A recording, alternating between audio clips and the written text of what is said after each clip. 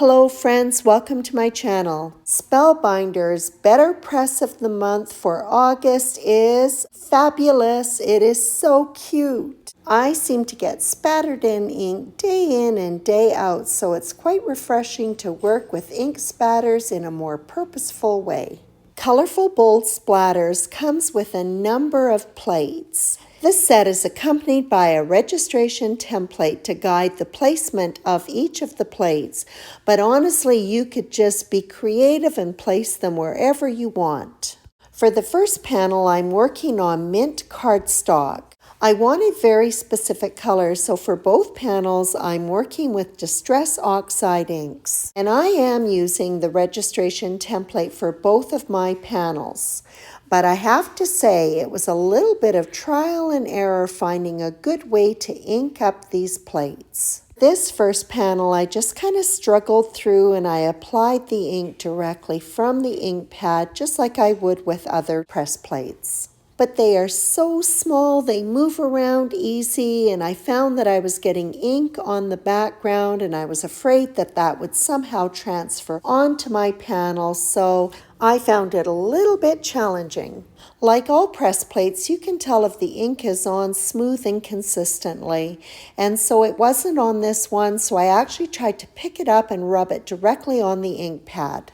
I know, messy, but it worked. But as I was dealing with ink all over the registration template and all over my hands, I kept thinking to myself, there's got to be an easier way to apply the ink. And you probably have already figured out a way yourself watching me struggle through this, but it sometimes takes me a while to get there. So first, I'm just going to review the inks that I've used to create the spatters on this panel. I've used peacock feathers, salvaged patina, bundled sage, and look at this, faded jeans, and look how I'm applying the ink. So easy. So besides using a blending tool, I also figured out if I just use either my craft pick or my tweezers, I can hold that plate in place as I ink it up. Not rocket science, but for the amount of time it took me to figure this out, it might as well have been. And that made all the difference in the world for me.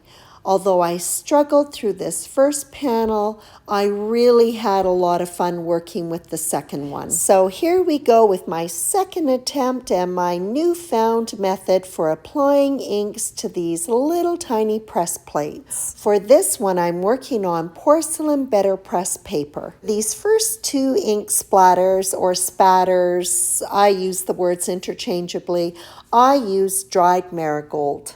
My second set of plates, I'm going to apply a nice bright pink kitsch flamingo. In reviewing the video clips, I can only guess that this was a lot less painful to watch. And although probably a lot of people would have already figured out an alternate method for applying the inks a lot more quickly than I did, I still wanted to keep that first session of inking in there. So this is for all of you that would have struggled like I did, and hopefully I'll save you getting ink all over your fingers.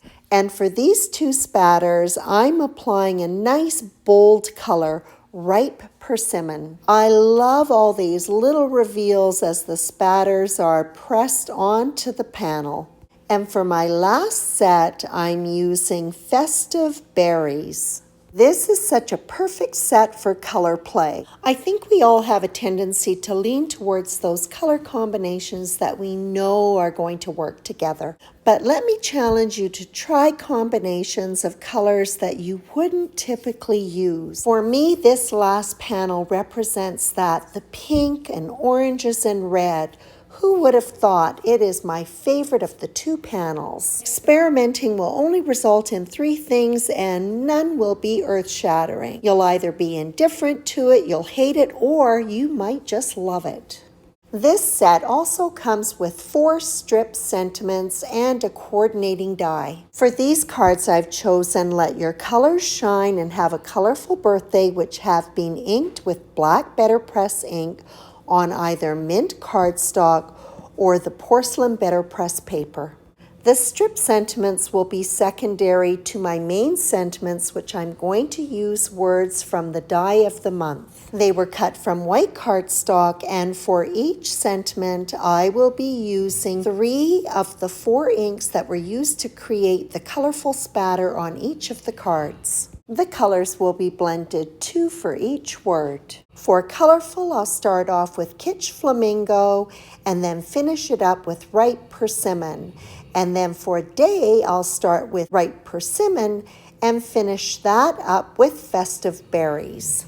And for the other card, Thinking is going to be inked first with Salvage Patina, and then the bottom half of that word will be finished up with Bundled Sage.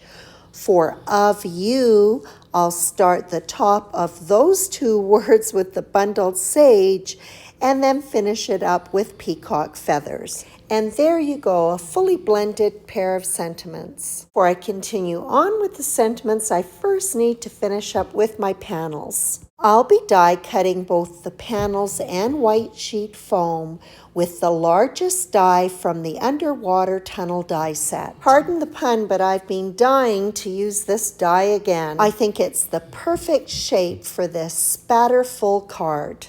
The free form die cut is going to be adhered to the white sheet foam die cut. Background piece is adhered to an A2 size card base. And once that is in place, then the die cut that is mounted on the foam is adhered to the die cut opening on the card base. And I did set these aside with some weight on them to give them drying time. The coordinating die for the strip sentiments was also used to cut foam. The sentiment on the mint cardstock was a little bit shorter, so I trimmed off either end, adhered it to the foam first before trimming the foam down. And I do this because cutting the cardstock and the foam together does not result in a crisp edge. The dies for my primary sentiments were also used to cut foam. I find it easiest to do the alignment when the foam die cuts have not been removed. If a word had popped out, which it did not, I would just pop it right back into that background of foam. These die cuts will be slightly recessed in the foam, making it really easy to align the cardstock ones to it. Before the sentiments are popped out, I do let them dry completely. I do find it helpful to use my craft pick to help release them. The foam back sentiment is adhered to the center of that free-form shape. The placement of the strip sentiment is in the bottom third of the card. And now for the finishing touches.